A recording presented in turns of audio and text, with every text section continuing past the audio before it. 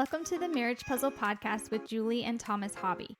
We are marriage coaches who help couples with pain points about money, intimacy, and communication go from being overwhelmed to being secure in their marriage. If this is your first time listening to us, thanks for checking out our podcast. And don't forget to subscribe and leave us a rating and a review. Let's dive into this episode. Welcome to episode 41. We are in a series called Thriving, Not Just Surviving, where we asked our social media community to tackle some topics that had to do with tough change in your marriage or hard seasons and things like that, and how you can support your spouse through it. Or if it's not necessarily about a supporting topic, it's just about how you can stay happily married during those times. So, side note, because we reached out to our social media community about this, if this is your first time listening to us, make sure you go and check us out on social media, Facebook and Instagram. You can find us at Marriage Puzzle, and then you can kind of join in on those discussions and say what you'd like to hear about and things like that. We're always looking for feedback in that way to help you guys where you're at. Yeah, we'd love to know what our listeners want us to talk about on these weekly podcasts. But today, we thought we'd cover a topic that was on our hearts to cover because it wasn't a number one on the list from our listeners, but it's something Thomas and I both know too well that causes conflict in marriages. In fact, this subject is one that is scored during the assessment part of our marriage coaching. And that's for us to see how each partner feels about the other person when it comes to this topic. Yeah, exactly. We are talking about roles and responsibilities in marriage in this episode, and how household chores and decision making are shared. A lot of times, you said this was scored in our assessment, which is absolutely true, but oftentimes the scoring on this, if you want to call it that, the quote unquote scoring, happens in our own heads around this subject. And that can start to cause bitterness or resentment towards your spouse. You start thinking, I've unloaded the dishwasher the past 6 times. Well, now you've got a score in your head, and the score is not even. It's not fair, and you want it to be fair. However, you could be forgetting about all the other things that your spouse has been doing. So that's kind of what we're going to be going through in this episode, is talking about what your roles are. We're not going to tell you what your role should be. That's not where we're coming from, but we're going to tell you how to figure out what your roles should be. So yeah, I would say to our listeners, do you feel good about how you have divided household chores? Or do you wish your partner would take on more responsibility around the house? And I would almost, argue that most people are going to feel the latter there. Almost always. Yeah, like you probably personally feel like you carry it all, whether you're working or at home all day. That's not really what we're talking about. We're talking about just the chores on top of the extracurricular chores outside of the housework. careers. Kids or no kids, the house still has to be taken care of. And I think that's something that has changed a lot in our society, basically, of if the woman stayed home and could handle the housework and the man left the home to work, it maybe felt like equal, at least. And now there's so many different scenarios that what we do in our household and our marriage is going to look different than our neighbors or different than yours. And that's okay. But what we do know is I don't think I've met anyone that has figured this out. And so it's the cause of conflict in marriage.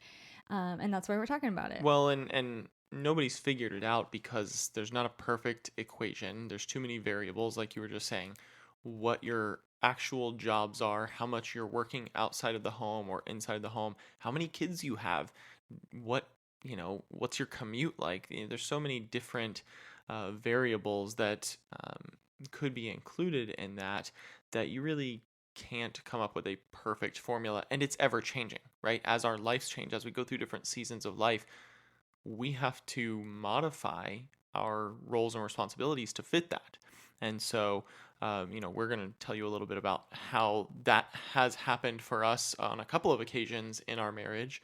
And, it's probably going to change again in the future. Well, yeah, I think it's ever changing and that ebb and flow, but that's what where good communication, stems from, and why it's so important in our marriage. And one of the three things, we talk about a lot of different topics on this podcast, especially a few more in our marriage coaching, but our favorite three are intimacy, money, and communication. And so even when we talk about roles and responsibilities, I think communication is key.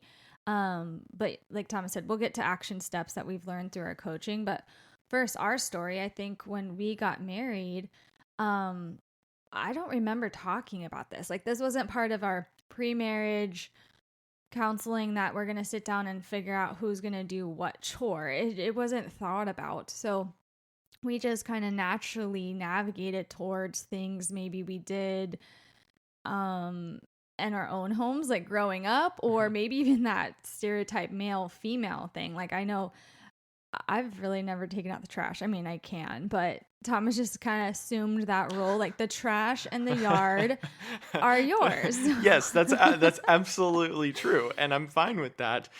And I'm just going to tell a little story on you because you brought it up. So the door's open now. Okay. I'm scared. Julie's right. She really doesn't take out the trash. Now, if I was out of town, you wouldn't let it like sit there. Right, Like, I can. You would handle it. So full disclosure, she is fully capable of doing it and will if needed. But if I've let it go for too long, oftentimes what will happen is a new trash bag will get hung on like the pantry door or the garage, or the door into the garage or something like that, and she'll start putting trash in there, and that's usually when I know, okay, I can't crush the trash down into the trash bag anymore. I need to go ahead and handle this. Okay, guilty. I do that. I just know that you're going to get to it, so I don't nag you. That's why I'm saying, like, true. there were things, it even could be though worse. we didn't talk about it, we just naturally kind of got into our groove. Even though I hate it, I think I stayed more on top of the laundry, and just kind of did that household chore.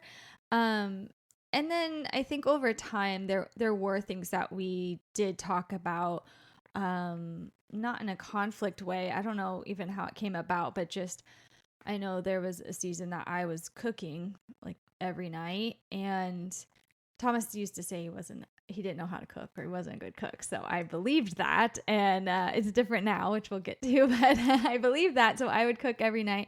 And so then he would do the dishes, which I loved that we figured that out, to kind of share the kitchen load.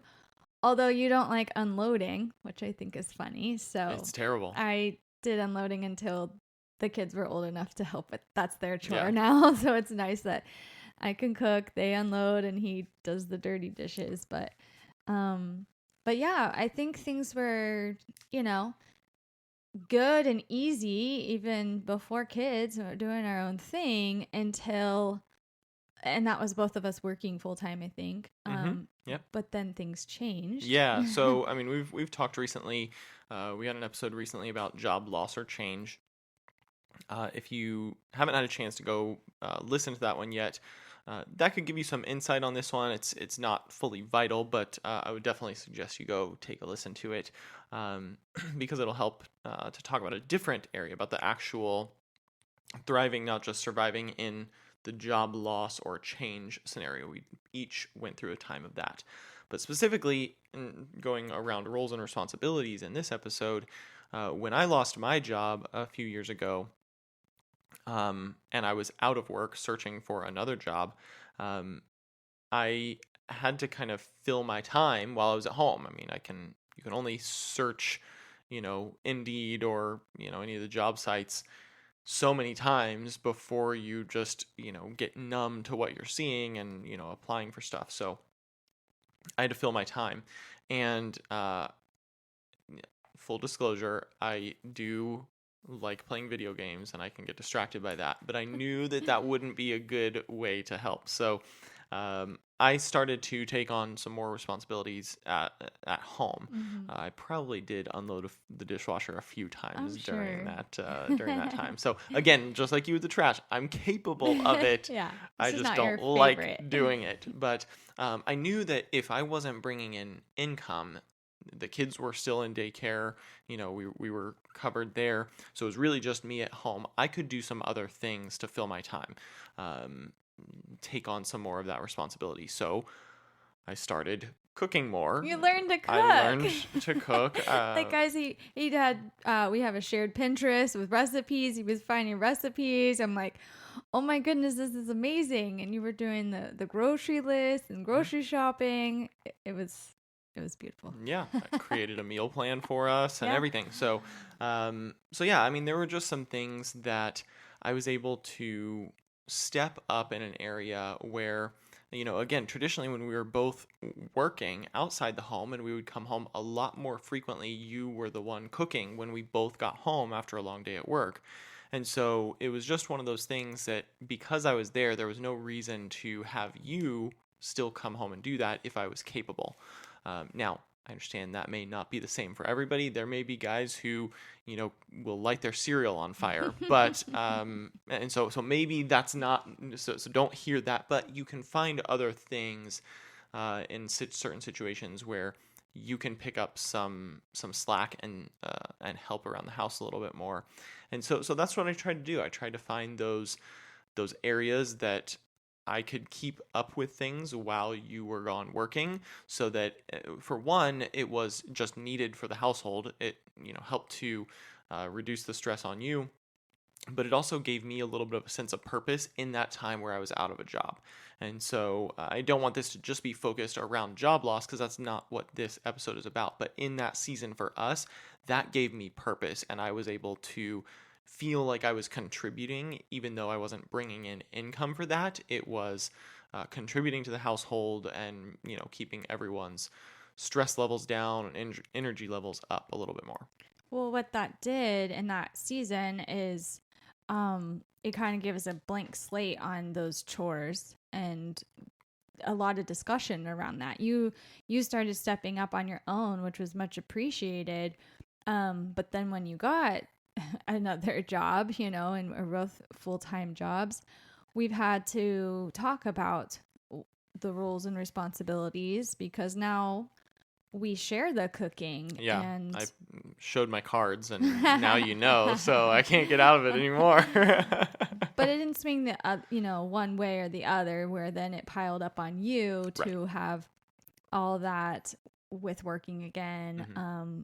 But I like our flow of, there's things that are just yours, there's things that are just mine, and then there's things that we share, but that's still planned. So if I can just give, because we like talking about money too, it has saved us time and money on that meal plan that you said. So you put a whole spreadsheet together that we followed for a while, but now we plan the meals monthly.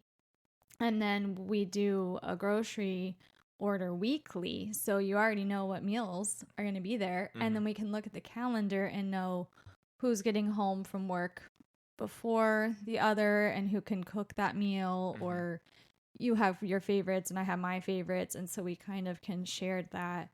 And you're still doing the dishes, but I unload. I actually don't. All credit to the kids, but the cool thing about it is, like you said, it allows us the freedom to spread it out, but it also gives us that freedom to know that, when you had the boys, you had a C-section. You weren't able to do anything for 6 weeks. So if something like that were to happen and one of us were to be, down and out from a surgery or something like that, the other one could fully pick up that slack and get by for a period of time without just having to, order dinner out every time. And again, we're kind of getting uber focused in on this cooking thing, and that's not fully what this episode is about. It's just kind of how it happened in our story. But, we want to give you guys some tips about how we think that you can reevaluate your roles and responsibilities in your household and adjust them as necessary. So Yeah, I would say action step number one is to schedule a time to discuss this. Talk about it, Yeah, right? we always say talk about it, but specifically hear the word schedule, because if you just, are on your drive home and you hear this and you're like, wow, that works for Thomas and Julie, so I'm going to barge in the door and hound my spouse that they're not pulling their weight and they need to learn to cook. Like, that's not going to go well for Right. you. So schedule a time to sit down. For each of you to come to the conversation in the right state of mind, and you both know what you're talking about, and you both can come with thoughts on that. And if it's something that you want, that like Julie said, if you're listening to this and your spouse isn't yet or hasn't yet, send it to them so they can hear it. But two, if you're going to approach them about this topic, you can do it in a way that isn't going to bring their defenses up, because you can still go in and say, hey, I want to talk about this. We need to talk about it on Tuesday at 4 p.m. when you get home from work. They're going to come home with their walls up meeting at 4 p.m. Yeah. But if you say, in a very kind way, hey, I've been thinking a lot about this. I'm feeling a certain way about it, but I know I don't know everything that you do. So I'd love for us to talk about that. And so that's going to lead us into tip number 2 is each of you needs to write a list of the things that you do for your household. So again, if you're approaching your spouse about this, you can say, hey, I'd love to talk about this. Let's pick a date and time, but I want you to be able to write down the things that you do for the household, because I may be forgetting about some of the things that you do.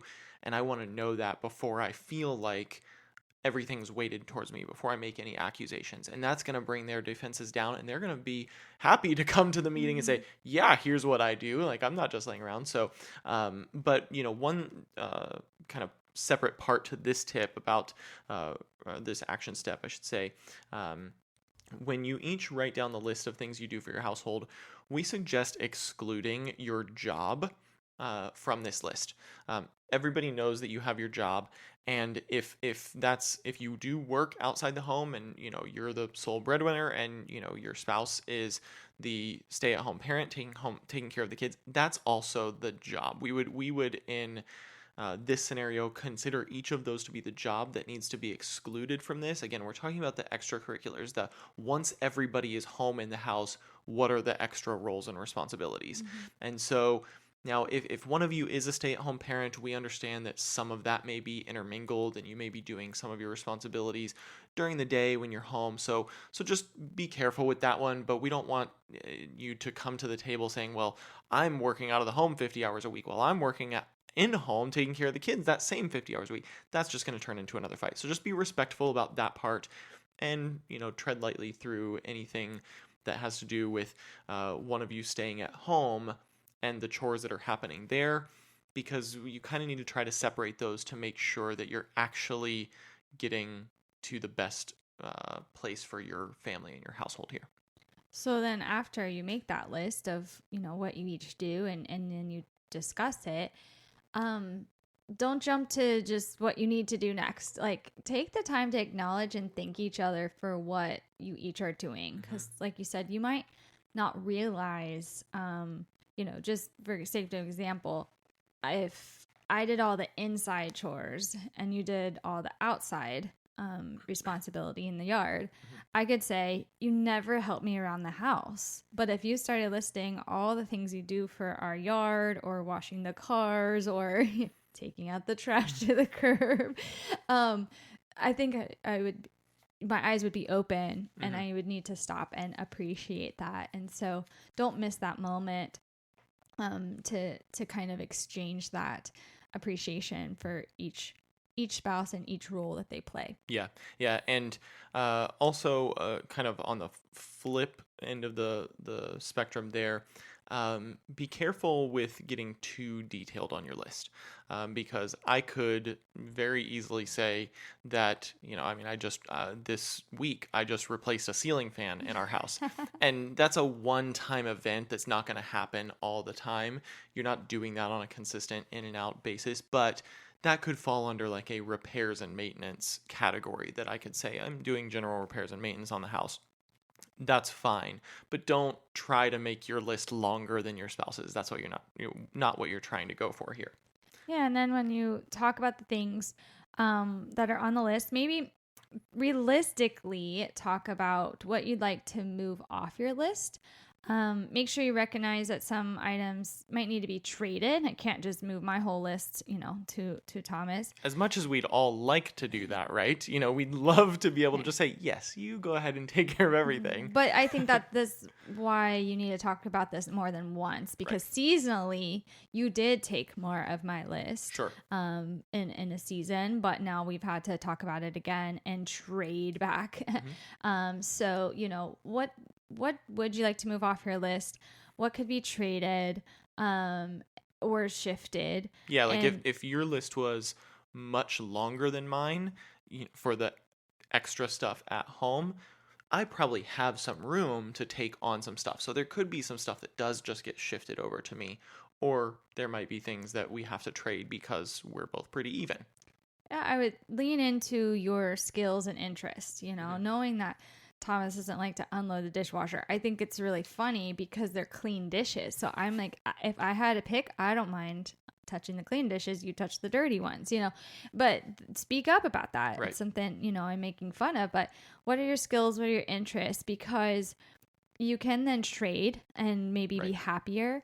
And if you have kids, maybe then that's a discussion of what is an age appropriate chore that they can start helping and learning. And going back to unload the dishwasher, I think the kids started that really young, and we lost a lot of dishes along the way, them breaking it, but it was at least helping. Yeah. And we were willing to do that. Or if financially, sometimes we get to where I'm like, I can't accomplish everything on the list. What could we hire out from a house cleaner or something like that? But you won't get there unless you talk about what you want to trade or what you need to do to be more, fulfilled in that role. Yeah, and just to kind of touch a little more on the skills and interest part, the dishwasher thing between us, I think that's more of like an interest thing, right? I prefer cleaning the dishes, not putting away the clean dishes. But from a skill perspective, if you kind of step back out of that normal stereotyped male-female roles and responsibilities, maybe you're the wife and you have you're a green thumb and you're great at doing stuff in the yard. That doesn't mean your husband has to be the one to do the yard just because he's the male. You could do that. And so look at your skills and responsibilities and say, well, if that's something you're good at, maybe you'll do it faster than me, or whatever. So just kind of, maybe your spouse has really great attention to detail. So maybe washing the cars and getting them clean is fully inside detailed is going to be something right up their alley. So hone in on that skills part just as much as the things that you prefer and don't prefer to do. Those are really important as well. So that's, if you're good at something or you like to do something, but opposite, if you both totally hate doing a job, consider rotating it. It has to still get done. Right. So you can rotate it or do it together. Mm-hmm. Yeah. So for us, that is laundry. We both we don't hate laundry. I think honestly, if we could just, we don't do this, but if we could just throw our clothes away every time we wore them, just disposable and buy new ones, I think that would be ideal for us, because then we wouldn't have to do laundry. The toss-up is like, do you get donate them, not throw them away. The toss-up is, do you get a house cleaner or just someone to come do our laundry? Right. Which I'm like, I don't know. The verdict's still out, but if you want to come do our laundry. Yeah, we both equally hate doing laundry. We're just being a little facetious here, but in a busy season with my job now, you're the hero in this episode. You stepped up to do the laundry. It's really cute because I'll get home to washed laundry. It's washed and dried, and then I get to fold it or hang it up and put it away. And or something that we're now talking about is to like put on a show at night and fold it together. Mm-hmm. So something that's just like, if I wasn't getting to it, or it's daunting, it's definitely been more fun to do it together or Yeah. rotate it. It's one of those mindless tasks that you kind of can do just about anywhere. So if we're already just laying around on the couch watching a show in the evening, we might be able to double up and save ourselves some time on a different day. And so there may be nights where we're just like, nope, we're going to just push that off to the weekend because we're exhausted. Or there may be nights where it's like, no, we would like to spend more of our Saturday doing something different. And so it's one of those things that we can make the choice on. But again, it may not be laundry for you. Maybe one of you totally loves doing that. Find your thing that you absolutely hate and figure out what's best for you, either rotating it back and forth. You do it this week, I'll do it next week, or monthly, or finding a way to share that responsibility every time it gets done, if possible. And then lastly, the last action step here, this one might be kind of a fun one, is you might want to consider switching lists for a day or a week or a month, or however your list kind of shakes out. And gain a better sense of respect for what your spouse does for your household. Sitting down and looking at the list will give you a certain sense of respect, but you may not really even understand how hard it is. Like you said, you have very seldom taken out the trash in our marriage, and I've very seldom unloaded the dishwasher. And so it's just one of those things. If we swapped lists completely, we would probably both switch back really fast, because if you're the one doing more of the laundry right now, I'm gonna hate that just as much as you're gonna hate mowing the yard. And so we'd switch back real quick, but we'd have a different sense of respect for what our spouse is doing and appreciation. I mean, I'll admit, right, I don't remember to thank you for the yard work that you do. And it's hot. We live in Florida and it's sweaty, and I do appreciate that, but I don't tell you thank you every week. And yet when I come home and the laundry is clean, I'm like, oh my goodness, thank you so much, and appreciate that. And same for when I have done the dishes right. And you come home and you're like, you clean the dishes? Like you clean the kitchen for me? So those are fun things. Once you get your list and you're not as overwhelmed because you're working well in your marriage and these rules and responsibilities, then it is fun to kind of switch the list, like you said, or surprise your spouse with, accomplishing one of their chores, and appreciate them. And I'll be fully honest here. I am not good at noticing like when you've done the laundry, like when you've done your chore that's normally on your list. I'm not good at noticing that because it's out of sight, out of mind. I'm never doing it anyway. But because I normally do wash the dishes, if I see that you've done that, that's something now that's completely removed from my plate, just like when, I do something on your list. And so, like Julie just said, if you can't fully switch lists for whatever reason, maybe try to just do one of your spouse's chores every once in a while to just, show some support for them and show them that you care, and just see their reaction when they notice that got done. So yeah, thanks for hanging out with us again on another weekly podcast, as we're talking about how to thrive, not just survive, in your marriage. And like Thomas said earlier, if you're not following us on social media, to engage with us there on Instagram or Facebook, you can find us at Marriage Puzzle or marriagepuzzle.com to schedule a free marriage coaching discovery call with us. But as always, we look forward to you joining us next week, where together we'll work on marriage one puzzle piece at a time. See you later. Have a good week.